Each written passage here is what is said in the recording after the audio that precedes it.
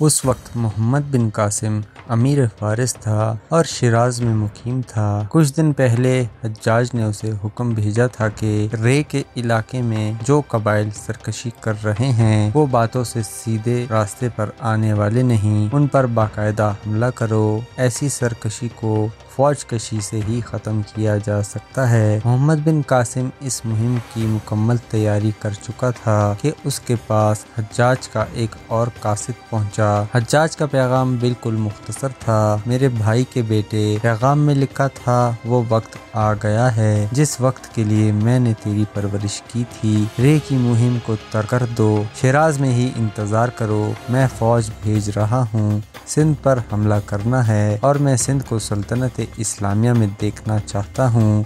बाकी हिदायत बाद में दूंगा। सिंध में हमारी 2 बार नाकामी की तफसील कासिद से सुन लेना। हज्जाज की तमाम तर सरगर्मियाँ सिंध पर हमले के लिए फौजी तैयारियां करने और जंगी साजो सामान और रसद इकट्ठी करने पर मरकूज हो गई थी। एक जुम्मे के रोज उसने बसरा के लोगों को इकट्ठा करके खुतबा दिया। ऐ लोगो, हज्जाज ने खुतबे में कहा, इस हकीकत से तुम सबको वाकिफ होना चाहिए कि वक्त बदलने वाला है और वक्त 2 धारी तलवार की मानिंद है। ये कभी हमारे हक में हो जाता है और कभी हमारे खिलाफ रुख बदल लेता है। वक्त जब हमारे हक में होता है तो हमें सुस्त और बेखबर नहीं हो जाना चाहिए। ऐसे वक्त में अपनी फौज को तरबियत दो और अपनी तरबियत भी करो, और जब वक्त अचानक पलटा खा कर हमारा दुश्मन हो जाए तो इसके लाए हुए मसाइब और मुश्किलात का मुकाबला दिल से करो और मसाइब को शिकस्त दो। हर हाल में अल्लाह का शुक्र अदा करो, उसकी ज़ात बारी की नवाजिशात को याद रखो, वरना अल्लाह अपनी नेमतों के दरवाजे बंद कर देगा। मैं अपने सालार बदील बिन तैफा की याद को दिल से मिटा नहीं सकता।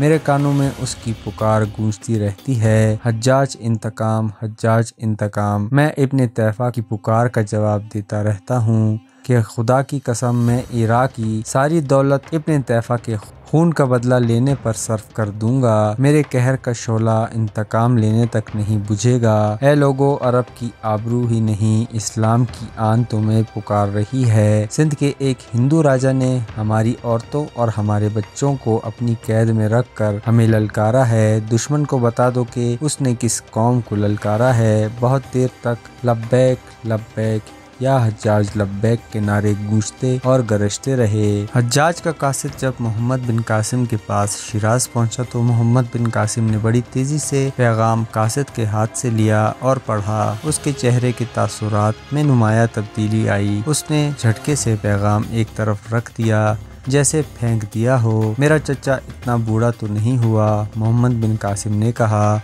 फिर उसका दिमाग सोचने से माजूर क्यों हो गया है? क्या सिंध पर हमले के लिए कोई और सालार नहीं था? क्या वो भूल गया है कि मैं सरकश कबाइल की सरकूबी के लिए जा रहा हूँ? मैं न गया तो क्या इनकी सरकशी बढ़ न जाएगी? क्या अभी तक सिंध के राजा से अपने कैदी नहीं छुड़ाए जा सके? अमीर शिराज कासिद ने कहा, आप पर अल्लाह की रहमत हो। 2 सालार सिंध की सरजमीन में अपनी जानें दे चुके हैं। सालार मोहम्मद बिन कासिम ने चौंक कर पूछा, जल्दी बता वो कौन थे? पहले सालार अब्दुल्ला गए थे, वो शहीद हो गए, कासिद ने कहा, और हमारे लश्कर ने शिकस्त खाई। फिर बदील बिन तैफा गए और वो भी शहीद हो गए, और उनकी शहादत हमारी शिकस्त का बाइस बनी। सालार आमिर बिन अब्दुल्ला ने आपके चचा इब्ने यूसुफ अमीर बिसरा को कहा था कि अब इन्हें सिंध पर हमला करने का मौका दिया जाए, लेकिन अमीर बिसरा ने कहा कि सिंध का फातह मेरे मरहूम भाई का बेटा ही होगा। मोहम्मद बिन कासिम के चेहरे पर जो तब्दीली आई थी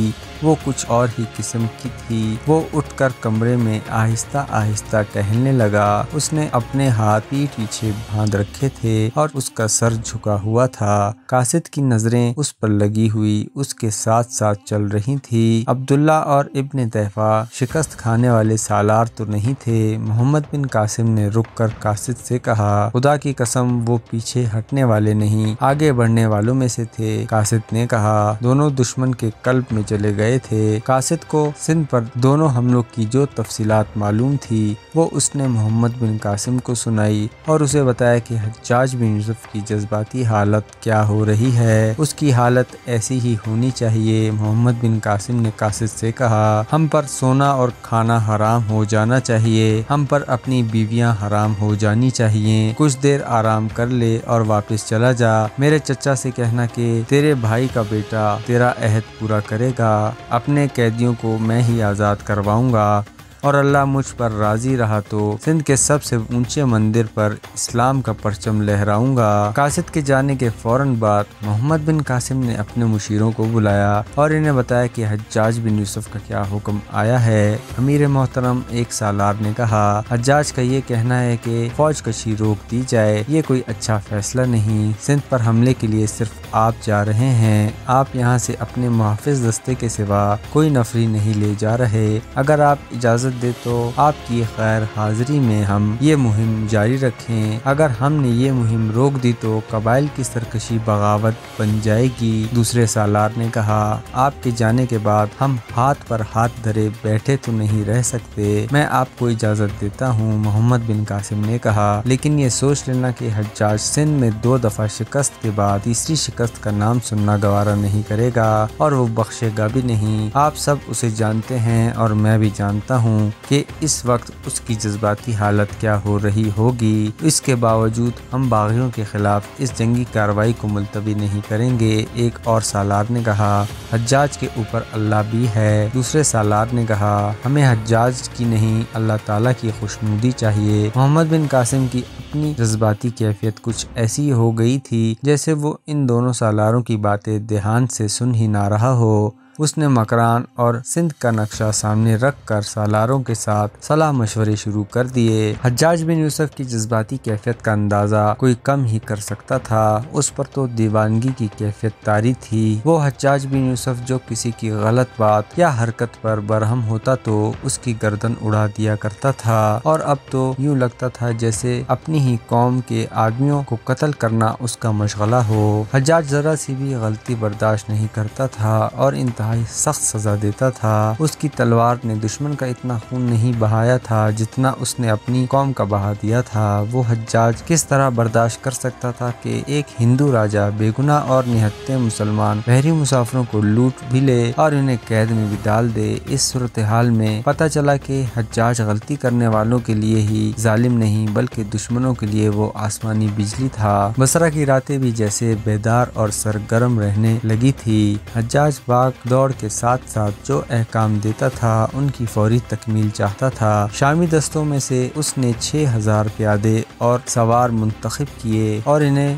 بصرہ میں جمع کر لیا۔ یہ دستے دن رات تیغ زنی کی، گھڑ سواری اور تیر اندازی کی مشقیں کرتے تھے۔ سپاہی تھک کر چور ہو جاتے تھے لیکن حجاج کا حکم تھا کہ تھکن سے کوئی گر پڑے تو اسے وہیں مار دو۔ اس ٹریننگ کی نگرانی وہ خود بھی کرتا تھا اور جب دیکھتا تھا کہ سپاہیوں کے جسم ٹوٹ پھوٹ گئے ہیں تو انہیں اکٹھا کر کے کہتا تھا کہ اسلام اور عرب کی آبرو کے محافظ تم ہو، اور یہ سوچ لو کہ سندھ میں ایک ہندو راجا نے جن عورتوں اور بچوں کو قید میں ڈال رکھا ہے وہ تمہاری مائیں ہیں، تمہاری بہنیں ہیں، تمہاری بیٹیاں ہیں، اور آج میں تیسری بار کہہ رہا ہوں۔ ایک روز حجاج نے اپنے دستوں سے کہا کہ عرب کی ایک عورت نے جو اسلام کی بیٹی ہے مجھے پکارا ہے اور میں نے اس کی پکار کا جواب دیا ہے، کیا میں اکیلا ان قیدیوں کو رہا کرا سکتا ہوں؟ کیا تمہاری غیرت گوارا کرے گی کہ میں تمہاری ماں و بیٹیوں کو بھول جاؤں؟ نہیں، میں نہیں بھولوں گا، میں اکیلا جاؤں گا، ہم جائیں گے۔ دستوں کی صفوں میں ایک دھماکہ ہوا، ہم جائیں گے، یہ ایک گرج تھی۔ حجاج ان دستوں کو ایسے ہی جذباتی اور پرجوش طریقے سے خطاب کرتا تھا، اس کا اثر ایسا ہوتا تھا کہ دن بھر کی جنگی مشقوں کے تھکے ہوئے سپاہیوں کے چہروں پر تازگی آ جاتی تھی۔ اس کے ساتھ ساتھ بصرہ کے گھڑ سواری کے میدان میں حجاج نے تیغ زنی اور کشتی وغیرہ کے مقابلوں کا اہتمام کر دیا تھا۔ یوں معلوم ہوتا تھا جیسے عراق اور شام کی ساری آبادی، تمام گھوڑے اور تمام اونٹ بصرہ میں آ گئے ہوں۔ حجاج نے دور دور تک سنائی کرا دی تھی اور یہ اعلان کرا دیا تھا کہ بصرہ میں گھڑ سواری، نیزہ بازی، ہتھیاروں کی لڑائی، بغیر ہتھیاروں کی لڑائی اور کشتی وغیرہ کے مقابلے ہوں گے۔ اور جو آدمی یہ مقابلے جیتیں گے یا ان مقابلوں میں اچھے جنگجو ثابت ہوں گے انہیں فوج میں بھرتی کر لیا جائے گا، عہدے بھی دیے جائیں گے اور انہیں باہر لڑائی پر بھیجا جائے گا جہاں وہ بے اندازہ مال غنیمت کے حقدار ہوں گے۔ اس دور میں قومی جذبہ تو اپنی جگہ تھا ہی، مال غنیمت کی کشش بھی موجود تھی۔ یہ فوجی قسم کا میلہ کئی دنوں تک چلتا رہا اور روز بروز اس کی رونق بڑھتی جا رہی تھی۔ جو لوگ دور تھے وہ کچھ دنوں بعد پہنچتے تھے اور ابھی تک چلے آ رہے تھے۔ حجاج نے یہ اہتمام بھی کیا تھا کہ بصرہ کے بہت سے آدمی مقابلوں میں شامل ہونے والوں کو اور تماشائیوں کو بتاتے رہتے تھے کہ سندھ کے ایک راجا نے عرب کے بہت سے آدمیوں، عورتوں اور بچوں کو قید میں ڈال رکھا ہے اور ان کا بحری جہاز لوٹ لیا ہے۔ حجاج کے یہ آدمی لوگوں کو بھڑکاتے رہتے تھے۔ اس طرح سے لوگوں کے دلوں میں وہ جذبہ بیدار ہو گیا جو حجاج بیدار کرنا چاہتا تھا۔ 2-3 مرتبہ اس نے خود مقابلے میں شریک ہونے والے اور تماشائیوں سے خطاب کیا تھا اور اس نے وہی الفاظ کہے تھے جو اس نے سالار بدیل بن طیفہ کی شہادت کی اطلاع کے بعد بصرہ کی جامع مسجد میں جمعے کے خطبے کے بعد کہے تھے۔ خلیفہ عبد المالک بن مروان ہر سال دمشق میں جنگی کھیلوں کا مقابلہ کرایا کرتا تھا اور یہ ایک ایسا میلہ ہوتا تھا جس میں دور دور سے لوگ مقابلوں میں شریک ہونے کے لیے اور دیکھنے کے لیے آتے تھے۔ حجاج بصرہ میں جب اسی قسم کے مقابلے کروا رہا تھا تو یہ وہی دن تھے جن دنوں میں دمشق میں خلیفہ نے مقابلے کروانے ہوتے تھے۔ ہر سال انہی دنوں دور دراز کے علاقوں کے لوگ دمشق کو روانہ ہو جایا کرتے تھے اور دمشق کی چہل پہل میں اضافہ ہونے لگتا تھا، لیکن اب دمشق کے جو باشندے تھے وہ بھی وہاں سے غائب ہو گئے تھے۔ مقابلوں کا 5واں یا 6واں دن تھا۔ مقابلوں والے میدان کے ارد گرد تماشائیوں کا ایسا ہجوم تھا جیسے یہ انسانی سروں کا ایک سمندر ہو۔ 4 گھڑ سوار ایک دوسرے کو گھوڑے سے گرانے کی کوشش کر رہے تھے۔ یہ بغیر ہتھیار کے لڑائی تھی جس میں صرف اپنے حریف کو گھوڑے سے گرانا تھا بلکہ اس کا گھوڑا بھی اپنے قبضے میں کر لینا تھا۔ اس مقابلے میں سوار جان کی بازی تک لگا دیا کرتے تھے۔ 4 سوار اس مقابلے میں الجھے ہوئے تھے۔ زمین سے اٹھتی ہوئی گرد آسمان کی طرف جا رہی تھی۔ تماشائیوں کا شور و غل زمین و آسمان کو ہلا رہا تھا۔ حجاج بن یوسف ان گھوڑوں کے ارد گرد اپنا گھوڑا دوڑا رہا تھا۔ مقابلے میں اس کی موجودگی کچھ اور ہی رنگ پیدا کر رہی تھی۔ مقابلے میں بے پناہ جوش و خروش پیدا ہو گیا تھا۔ حجاج لڑنے والوں کی حوصلہ افزائی بڑی بلند آواز میں کر رہا تھا۔ حجاج کے عقب سے ایک گھوڑا اس طرح آیا جیسے مقابلہ کرنے والے گھوڑوں کی اڑتی ہوئی گرد سے باہر نکلا ہو۔ اس کے سوار نے گھوڑا حجاج کے گھوڑے کے پہلو میں کر لیا۔ حجاج مقابلے میں اس قدر محو تھا کہ اسے محسوس ہی نہ ہوا کہ اس کے پہلو کے ساتھ ایک اور گھوڑا لگا ہوا چلا آ رہا ہے۔ کیا بصرہ کا امیر مجھے گھوڑے سے گرائے گا؟ حجاج کو للکار سنائی دی۔ اس نے اس خیال سے چونک کر ادھر دیکھا کہ کوئی گھڑ سوار اسے مقابلے کے لیے للکار رہا ہے۔ اس نے دیکھا کہ وہ خلیفہ ولید بن عبد المالک تھا۔ خلیفہ کو اپنے ساتھ دیکھ کر حجاج نہ حیران ہوا نہ اس نے پریشانی کا اظہار کیا، حالانکہ اسے معلوم تھا کہ خلیفہ دمشق سے آیا ہے۔ خلافت کا ہیڈ کوارٹر دمشق میں تھا۔ حجاج نے اپنے گھوڑے کا رخ بدلا اور خلیفہ کے گھوڑے کو ایک طرف دھکیلتا دباتا ہوا کچھ دور لے گیا اور پھر دونوں تماشائیوں سے نکل گئے اور کچھ دور جا رکے۔ معلوم ہوتا ہے کہ ابن یوسف مجھے گھوڑے سے نہیں منصت خلافت سے گرانا چاہتا ہے۔ خلیفہ ولید بن عبد المالک نے کہا، تم نے مجھے اتنا بھی نہیں بتایا کہ بصرہ میں تم یہ اہتمام کر رہے ہو۔ کیا تم نہیں جانتے تھے کہ انہی دنوں دمشق میں یہی مقابلے منعقد کیے جاتے ہیں؟ خلیفہ مسلمین حجاج نے اپنی مخصوص روبدار آواز میں کہا، آپ کے مقابلے ایک تفریح ہوتے ہیں اور یہ مقابلے جو میں کروا رہا ہوں یہ ایک ضرورت ہے۔ میں سندھ پر حملے کے لیے ایک فوج تیار کر رہا ہوں اور مجھے یقین ہے کہ آپ کے مخبروں نے آپ کو ساری صورتحال سے آگاہ کر دیا ہے۔ اگر نہ کرتے تو اس وقت آپ بصرہ میں نہ ہوتے اور تم نے مجھے رسمی طور پر اطلاع نہ دی کہ ہماری فوج دوسری بار سندھ میں پسپا ہو چکی ہے۔ خلیفہ ولید نے کہا، اور اب تم تیسرے حملے کی تیاری کر رہے ہو؟ کیا یہ شرمساری ہے جس نے تمہیں مجھ تک آنے سے روک رکھا ہے؟ خلیفہ مسلمین حجاج کے ہونٹوں پر طنزیہ مسکراہٹ آ گئی تھی۔ اگر میں شرمسار ہوں تو صرف صرف اللہ کے سامنے آپ اس دنیا میں اس وقت آئے تھے جب میں جوان ہو چکا تھا۔ جو میں جانتا ہوں وہ آپ نہیں جانتے، اور جو میں کر سکتا ہوں وہ آپ نہیں کر سکتے۔ آپ کی نظر خلافت کے منصب تک محدود ہے، میری نظر اسلام اور عرب کی آبرو کو دیکھ رہی ہے۔ میں جانتا ہوں آپ کیا کہنا چاہتے ہیں۔ آپ یہ چاہتے ہیں کہ میں حملے سے پہلے آپ سے باقاعدہ اجازت لوں، اور میں یہ بھی جانتا ہوں کہ آپ اجازت دیں گے ہی نہیں۔ میں نے آپ سے وعدہ کر رکھا ہے کہ سندھ کی لڑائی میں جو خرچ آئے گا میں اس سے دگنا بیت المال میں جمع کرواؤں گا، اور اب سندھ کی سرزمین آپ کے حضور پیش کروں گا۔ حجاج ابن مالک۔ حجاج نے اسے کچھ کہنے سے روک دیا۔ اگر میں نے اپنے قیدیوں کو رہا نہ کروایا تو کل ہمارا یہی دشمن یہاں آ کر ہماری بیٹیوں کو اٹھا کر لے جائے گا، اور اگر ہم نے یہ ظلم برداشت کر لیا تو پھر آپ خلافت کے منصب پر نہیں دشمن کے قید خانے میں بیٹھے ہوئے ہوں گے۔ خلیفہ ولید بن عبد المالک نے جب حجاج بن یوسف کے تیور دیکھے اور اس کی باتیں سنی تو اس کی زبان بند ہو گئی۔ دراصل خلافت اسلامیہ اس دور میں داخل ہو چکی تھی جب قومی غیرت سمٹ کر ایوانی خلافت تک محدود ہو کر رہ گئی تھی۔ یہ ایک تاریخی حقیقت ہے کہ خلیفہ سندھ پر حملے کے حق میں نہیں تھا، وہ آرام اور اطمینان سے حکومت کرنا چاہتا تھا۔ حجاج بن یوسف بڑا سخت گیر آدمی تھا، اس کا نام سن کر اچھے اچھے جابر مسلمان بھی لرز اٹھتے تھے،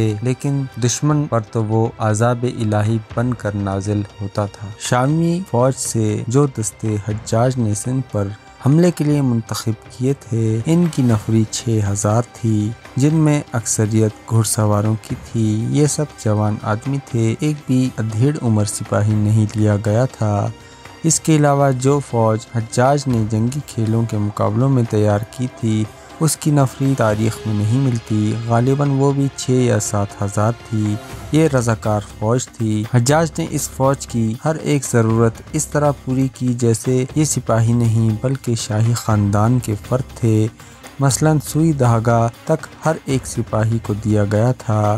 فوج کی خوراک کا انتظام یہاں تک کیا گیا تھا کہ عرب کے لوگ کھانے کے ساتھ سرکہ زیادہ استعمال کرتے تھے، بلکہ سرکے کو اپنی مرعوب غذاؤں کا حصہ سمجھتے تھے۔ اتنا زیادہ سرکہ فوج کے ساتھ نہیں بھیجا جا سکتا تھا۔ حجاج نے یہ انتظام کیا کہ روئی کے بے شمار گٹھڑ سرکے میں ڈبو دیے۔ جب روئی نے مکمل طور پر سرکے کو چوس لیا تو یہ گٹھڑ خشک ہونے کے لیے رکھ دیے گئے۔ اس نے سالار اور کماندانوں کو بتایا کہ ہر کھانے کے ساتھ ضرورت کے مطابق روئی نکال کر پانی میں ڈبو دی جائے اور اسے نچوڑ لیا جائے۔ فوجیوں کے ذاتی اخراجات کے لیے حجاج نے 30,000 دینار الگ ساتھ دینے کا حکم دیا۔ ہر سپاہی کی ضروریات پوری کی گئیں۔ اس سے اندازہ ہوتا ہے کہ حجاج نے فوج کی ضروریات کا کس حد تک خیال رکھا تھا۔ سرکے والی روئی کے گٹھڑ اور سامان خرد و نوش بحری جہازوں پر لادے گئے۔ چونکہ فوج میں پیدل دستے بھی تھے اس لیے ان کی سواری کے لیے 6000 تیز رفتار اونٹنیاں ساتھ بھیجی گئیں۔ کئی ہزار اونٹ الگ تھے جن پر ضرورت کا سامان لادا گیا تھا۔ بحری جہازوں سے جو سامان بھیجا جا رہا تھا اس میں منجنیقیں بھی تھیں۔ ان میں سے ایک منجنیق اتنی بڑی تھی کہ اسے 500 آدمی کھینچتے تھے تو اس سے پتھر دور جاتا تھا۔ یہ منجنیق اتنا وزنی پتھر پھینکتی تھی جسے کئی آدمی دھکیل دھکیل کر منجنیق تک لاتے تھے۔ اس منجنیق سے پھینکا ہوا پتھر قلعے کی دیوار میں شگاف کر دیتا تھا۔ اس منجنیق کا نام ارس تھا۔ جب یہ فوج بصرہ سے شیراز کو روانہ ہوئی تو بصرہ کے تمام لوگ اور گرد و نواح کے لوگ بھی راستے کے دونوں اطراف کھڑے ہو گئے تھے۔ ان میں عورتیں بھی تھیں، نوجوان لڑکیاں اور بچے بھی تھے۔ حجاج نے فوج اور لوگوں میں جیسے آگ بھر دی تھی۔ لوگوں کے نعرے اور دعاؤں میں مجاہدین کا لشکر بصرہ سے روانہ ہوا۔ حجاج بن یوسف بہت دور تک لشکر کے ساتھ گیا، آخر ایک بلند جگہ پر رک گیا۔ لشکر کے آخری سپاہی کے گزر جانے تک حجاج کا ہاتھ ہوا میں ہلتا رہا۔ لوگ لشکر کو جاتا دیکھتے رہے اور پھر یہ لشکر اپنی ہی اڑائی ہوئی گرد میں چھپ گیا اور لوگ بہت دیر تک اس گرد کو آسمان کی طرف جاتا دیکھتے رہے۔ ان کی ماؤں، بہنوں، بیٹیوں، بوڑھوں اور بچوں کی دعائیں ان کے ساتھ گئیں۔